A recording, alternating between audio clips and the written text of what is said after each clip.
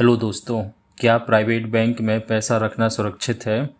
10 मार्च को अमेरिका का 16वां सबसे बड़ा बैंक सिलिकॉन वैली बैंक डूब गया था। उसके बाद 12 मार्च को सिग्नेचर बैंक डूब गया। ऐसे करीब 500 से भी ऊपर बैंक है यूएस के जो पिछले 20 सालों में डूब गए।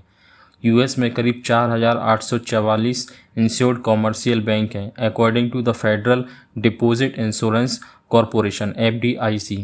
ये तो बात थी यूएस की। अब हम बात करते हैं इंडिया के बैंक्स की। इंडिया में टोटल 34 बैंक्स हैं, जिसमें से 12 बैंक इंडियन गवर्नमेंट बैंक हैं और 22 प्राइवेट सेक्टर बैंक्स हैं। इंडिया में भी पिछले कुछ साल में कई बैंक्स डूबे हैं, जैसे yes bank, Lakshmi Vilas bank, Punjab and Maharashtra corporative banks, global trust bank. Bank के डूबने से बैंक मालिक माफियाओं का फ़ायदा होता है। इस बहाने का इस्तेमाल करके कई अमेरिकी बैंक खुद को डुबो सकते हैं और इससे भारत के ज़्यादातर निजी बैंक भी चपेट में आ सकते हैं। अब हम थोड़ा समझते हैं कि पब्लिक और प्राइवेट सेक्टर बैंक्स क्या होते हैं। पब्लिक सेक्टर्स बैंक वे बैंक के रूप में वर्गीकृत बैंक हैं जिनमें संघीय या राज्य सरकारें अधिक हिस्सेदारी रखती हैं। स्क्रीन पर आप देख सकते हैं टोटल 12 पब्लिक सेक्टर्स बैंक्स की लिस्ट। निजी या प्राइवेट सेक्टर वे बैंक होते हैं जिनके स्टॉक्स मुख्य रूप से प्राइवेट कंपनियों या व्यक्तियों के पास होते हैं। स्क्रीन पर आप देख सकते हैं कुछ मुख्य प्राइवेट सेक्टर बैंक्स। अब हम समझते हैं कि क्या हमारा पैसा प्राइवेट सेक्टर बैंक में सुरक्षित है, अगर है तो कितना पैसा सुरक्षित है। मंत्रिमंडल ने 2021 में deposit insurance and credit guarantee corporation DICGC विधेयक में संशोधन किया, जिसमें इसने विफलता और तनावग्रस्त बैंकों के ग्राहकों को शुरुआत के 90 दिन के भीतर अपना पैसा वापस पाने की अनुमति दी।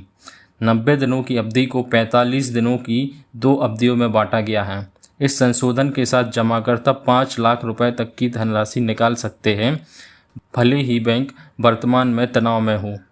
DICGC क्या है? DICG deposit insurance and credit guarantee corporation भारतीय रिजर्व बैंक की पूर्ण स्वामित्व वाली सहायक कंपनी है। यह जमा बीमा प्रदान करती है जो बैंक जमा धारकों के लिए सुरक्षा कवर के रूप में काम करता है जब बैंक अपने जमाकर्ताओं को पैसा देने में विफल रहता है। एजेंसी एक बैंक के सभी प्रकार के जमा खातों का बीमा करती है, जैसे कि सेविंग, करंट, रिकरिंग और फिक्स्ड डिपॉजिट। बीमा रुपए की सीमा 5 लाख रुपए प्रति अकाउंट होल्डर प्रति बैंक होती है। यदि किसी एक बैंक में किसी व्यक्ति की जमा राशि 5 लाख रुपए से अधिक है तो बैंक के दिवालिया होने पर मूलधन और ब्याज सहित केवल 5 लाख रुपए का भुगतान DICGC द्वारा किया जाएगा। तो कौन से प्राइवेट बैंक ज़्यादा सेफ हैं? Domestic systematically important bank DSIBs एक ऐसा बैंक है जिसे वित्तीय प्रणाली या फाइनेंशियल सिस्टम के लिए इतना महत्वपूर्ण माना जाता है कि इसकी विफलता एक बहुत बड़ा डिसरप्शन पैदा कर सकती है, जिसका नतीजा इन बैंकों को संभावित नुकसान से बचाने और उनकी स्थिरता सुरक्षित करने के लिए हायर कैपिटल बफर बनाए रखने की आवश्यकता होती है।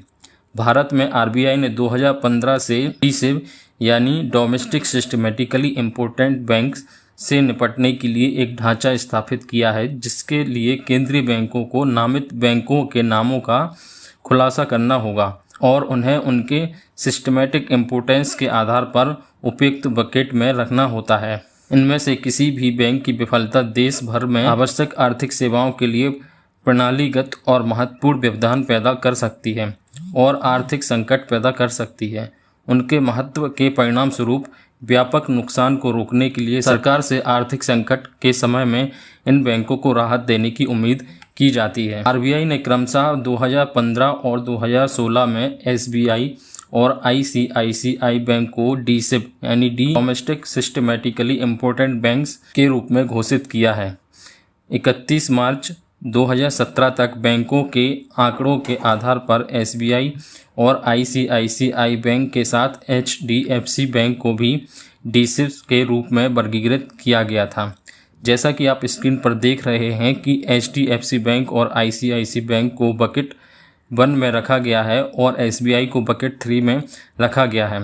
तो हम कह सकते हैं कि HDFC और ICICI दो ऐसे प्राइवेट बैंक हैं जिनमें हमारा पैसा सुरक्षित है और अगर इन बैंक्स को कुछ होता भी है तो सरकार उनकी मदद करेगी।